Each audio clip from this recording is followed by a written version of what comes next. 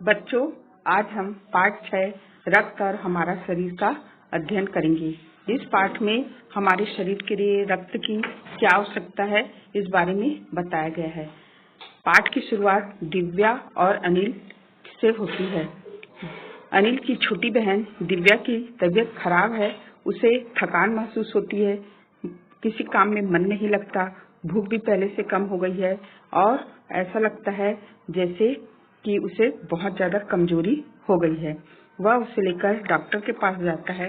Doctor उसे देखते हैं और देखते ही कहते हैं कि शायद इसे एनीमिया हो गया है, पर वह कहते हैं कि मैं पहले इनका ब्लड टेस्ट करूंगी। और जब वह उनका एक इंजेक्शन में उनका ब्लड निकालते हैं और कहते हैं कि अनिल तुम दूसरे दिन आना। दूसरे दिन जब अनिल डॉक्टर के क्लिनिक में पहुंचता है तब वहां डॉक्टर दीदी स्लाइड में रक्त का निरीक्षण कर रही थी।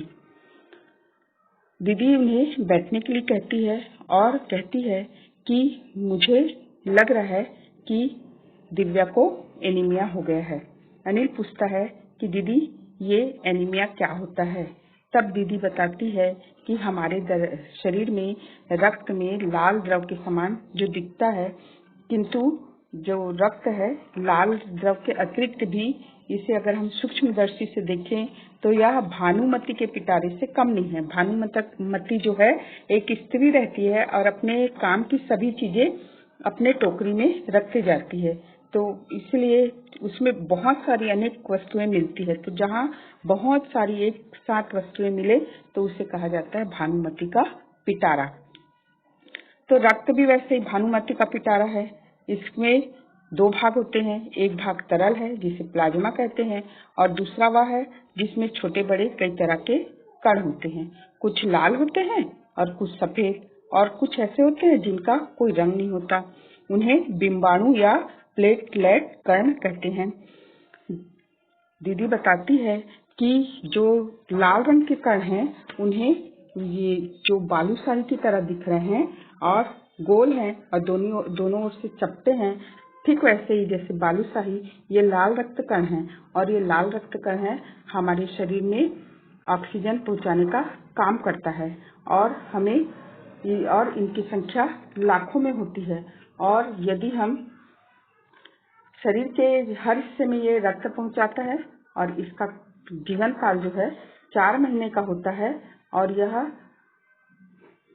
हजारों की संख्या में, लाखों की संख्या में हमारे शरीर में होता है। यदि हम 1 मिलीलीटर रक्त लें तो इनमें हमें 40 से 55 लाख कण मिलेंगे और इनके कारण ही हमें रक्त लाल रंग का नजर आता है।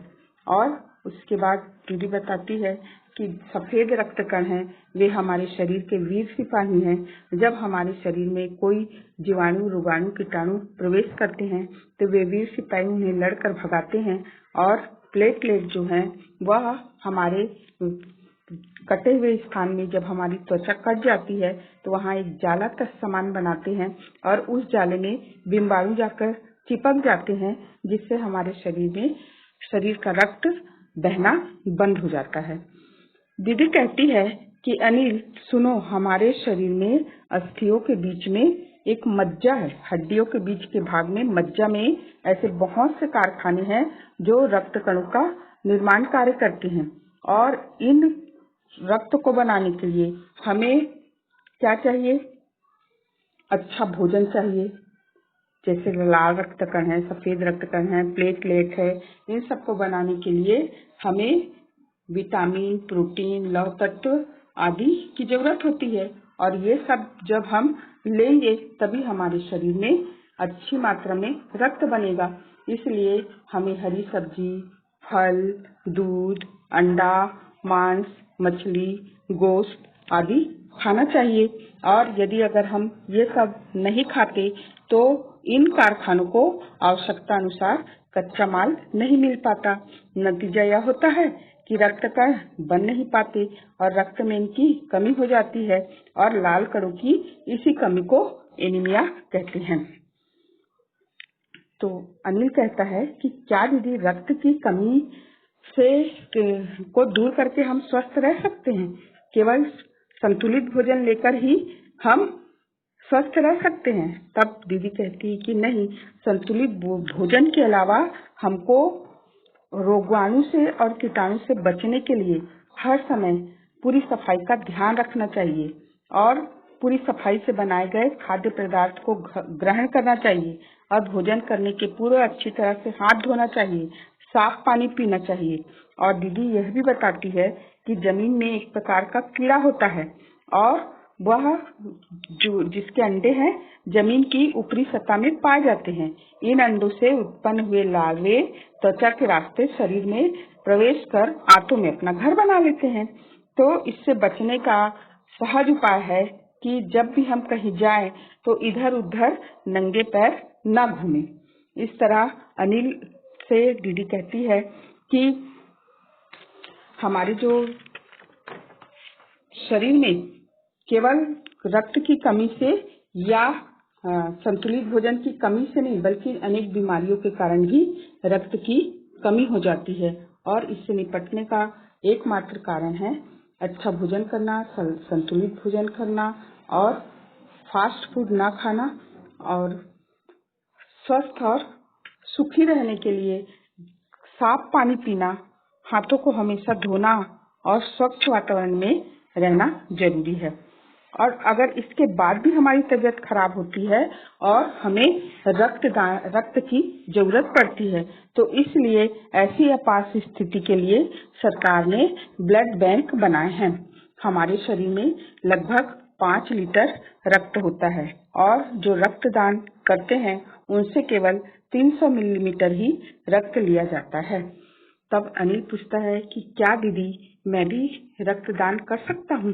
तब दीदी बताती है कि नहीं, जिसकी उम्र 18 वर्ष से कम हो वह रक्तदान नहीं कर सकता। रक्तदान करने के लिए कुछ नियम हैं। रक्तदान वही व्यक्ति कर सकता है जो स्वस्थ हो, जिसे कोई बीमारी ना हो और जिसकी उम्र 18 वर्ष से अधिक हो और जो 6 महीने पहले तक किसी को रक्त ना दिया हो। इस तरह रक्तदान करने से किसी भी व्यक्ति को जीवन दान मिलता है और हमें हमेशा रक्तदान करना चाहिए क्योंकि रक्तदान करने से जितना 300 मिलीलीटर रक्त निकलता है इतना रक्त तो कुछ ही दिनों में शरीर बना लेता है। और अगर हम कुछ रक्त किसी जरूरतमंद व्यक्ति के लिए, हमारा कुछ रक्त जो है किसी जरूरतमंद व्यक्ति के लिए जीवन दान बन जाए तो इससे बड़ी बात क्या होगी। इसलिए हमें रक्तदान करना चाहिए। अनिल भी कहता है कि हाँ दीदी, मैं रक्तदान अवश्य करूंगा। इसके साथ ही दीदी यह भी बताती है कि जब हमें चोट लगती है तो एक साफ सफेद कपड़े से हमें उस स्थान को बांध देना चाहिए जिससे कि रक्त का निकलना बंद हो जाए और प्लेटलेट जो कण है वह हमारे रक्त में जो थ्रोम्बोसाइट्स नामक एक तत्व पाया जाता है वह हमारे रक्त में थक्का जमाता है और हमारे जो कटे फटे स्थान में रक्त जम जाता है थ्रोम्बोसाइट्स की सहायता से।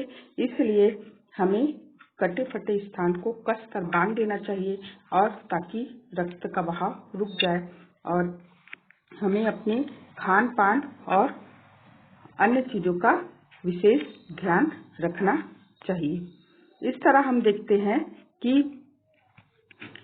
इस पाठ से हमें यह शिक्षा मिलती है कि हमें हमेशा ताजा और स्वच्छ भोजन करना चाहिए। हमें हमेशा संतुलित भोजन ही ग्रहण करना चाहिए। संतुलित मतलब जिसमें कार्बोहाइड्रेट, ऑक्सीजन, खनिज, मिनरल, लवण आदि सभी पर्याप्त मात्रा में पाए जाए और हमें हाथ धोकर ही भोजन ग्रहण करना चाहिए। हमें साफ सफाई का हमेशा ध्यान रखना चाहिए और रक्तदान के नियमों को ध्यान में रखते हुए रक्तदान करना चाहिए। इसके साथ ही यह पाठ समाप्त हुआ।